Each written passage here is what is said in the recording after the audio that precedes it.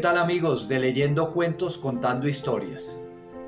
Soy Luis Felipe Cruz y en este video quiero compartir la lectura de uno de los cuentos del maravilloso Juan Rulfo, uno de los cuentos que hacen parte de la colección El Llano en Llamas, un cuento muy dentro del estilo de Juan Rulfo que se llama Es que somos muy pobres. Espero lo disfruten y no se olviden, si todavía no se han suscrito a este canal, háganlo ahora. Dejen un me gusta y dejen sus comentarios para saber qué les gustaría escuchar. Es que somos muy pobres. Juan Rulfo. Aquí todo va de mal en peor. La semana pasada se murió mi tía Jacinta y el sábado, cuando ya la habíamos enterrado y comenzaba a bajársenos la tristeza, comenzó a llover como nunca. A mi papá eso le dio coraje, porque toda la cosecha de cebada estaba asoleándose en el solar. Y el aguacero llegó de repente, en grandes olas de agua, sin darnos tiempo ni siquiera a esconder aunque fuera un manojo. Lo único que pudimos hacer todos los de mi casa fue estarnos arrimados debajo del tejabán, viendo cómo el agua fría que caía del cielo quemaba aquella cebada amarilla tan recién cortada. Y apenas ayer, cuando mi hermana Tacha acababa de cumplir 12 años, supimos que la vaca que mi papá le regaló para el día de su santo se la había llevado el río.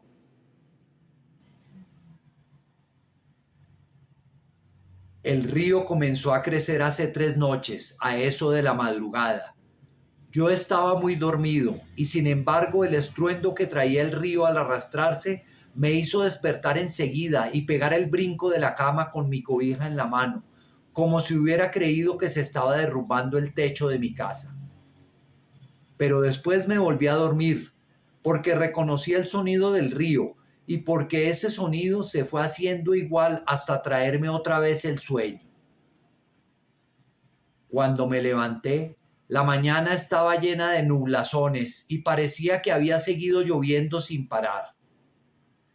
Se notaba en que el ruido del río era más fuerte y se oía más cerca. Se olía, como se huele una quemazón, el olor a podrido del agua revuelta. A la hora en que me fui a asomar, el río ya había perdido sus orillas. Iba subiendo poco a poco por la calle Real y estaba metiéndose a toda prisa en la casa de esa mujer que le dicen la Tambora. El chapaleo del agua se oía al entrar por el corral y al salir en grandes chorros por la puerta. La Tambora iba y venía caminando por lo que era ya un pedazo de río, echando a la calle sus gallinas para que se fueran a esconder a algún lugar donde no les llegara la corriente.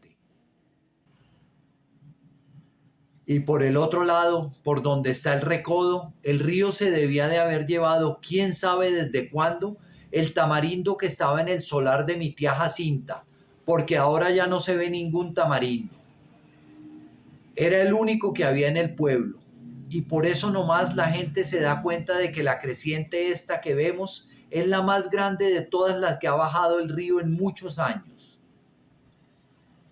Mi hermana y yo volvimos a ir por la tarde a mirar aquel amontonadero de agua que cada vez se hace más espesa y oscura y que pasa ya muy por encima de donde debe estar el puente. Allí nos estuvimos horas y horas sin cansarnos viendo la cosa aquella. Después nos subimos por la barranca porque queríamos oír bien lo que decía la gente, pues abajo junto al río hay un gran ruidazal y solo se ven las bocas de muchos que se abren y se cierran y como que quieren decir algo, pero no se oye nada. Por eso nos subimos por la barranca, donde también hay gente mirando el río y contando los perjuicios que ha hecho.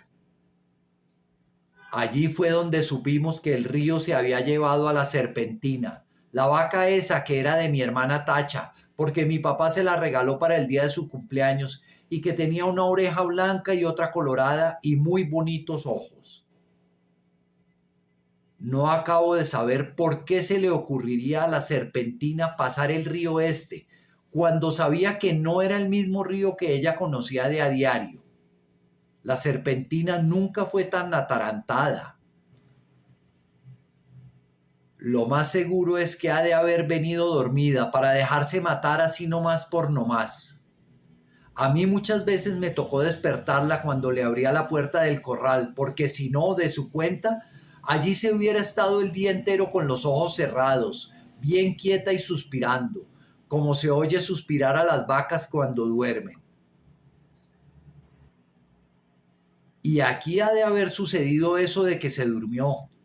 Tal vez se le ocurrió despertar al sentir que el agua pesada le golpeaba las costillas.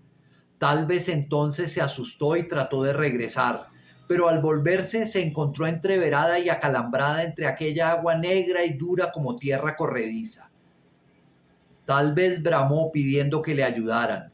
Bramó como solo Dios sabe cómo. Yo le pregunté a un señor que vio cuando la arrastraba el río si no había visto también al becerrito que andaba con ella, pero el hombre dijo que no sabía si lo había visto.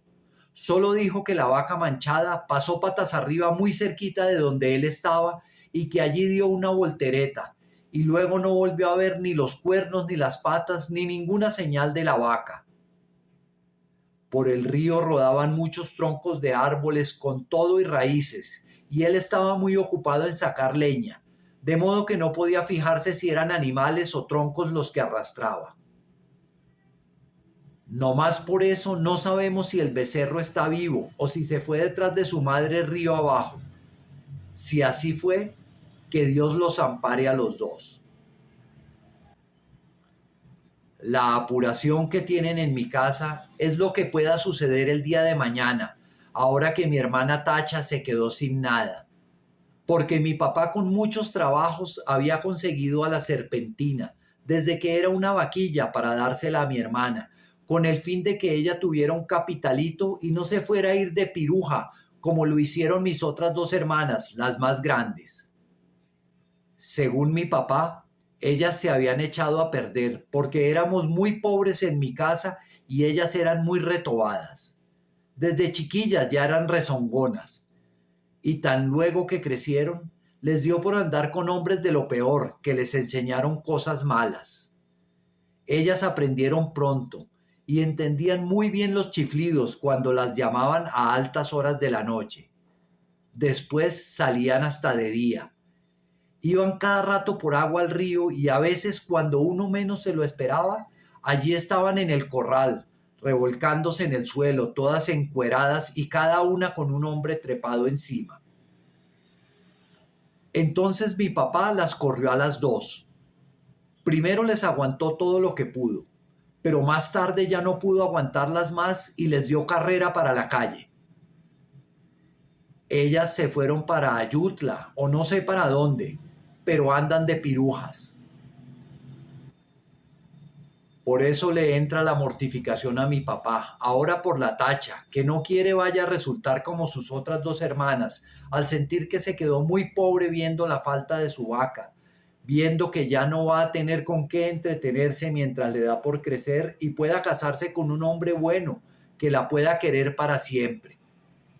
Y eso ahora va a estar difícil. Con la vaca era distinto, pues no hubiera faltado quien se hiciera el ánimo de casarse con ella, solo por llevarse también aquella vaca tan bonita. La única esperanza que nos queda es que el becerro esté vivo todavía. Ojalá no se le haya ocurrido pasar el río detrás de su madre, porque si así fue, mi hermana Tacha está tantito así de retirado de hacerse piruja, y mamá no quiere.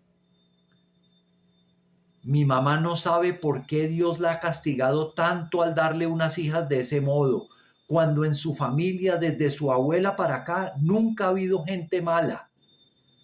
Todos fueron criados en el temor de Dios y eran muy obedientes y no le cometían irreverencias a nadie. Todos fueron por el estilo. ¿Quién sabe de dónde les vendría ese par de hijas suyas aquel mal ejemplo? Ella no se acuerda, Le da vueltas a todos sus recuerdos y no ve claro en dónde estuvo el mal o el pecado de nacerle una hija tras otra con la misma mala costumbre.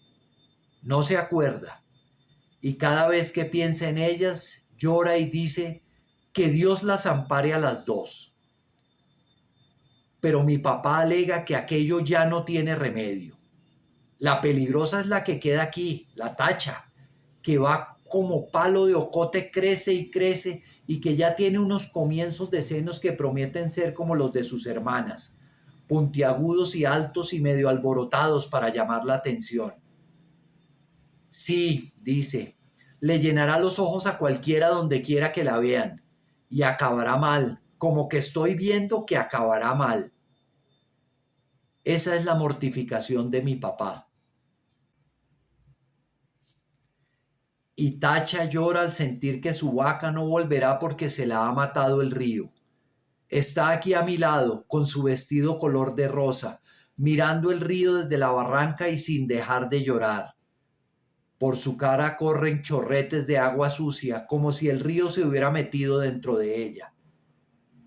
Yo la abrazo tratando de consolarla, pero ella no entiende. Llora con más ganas.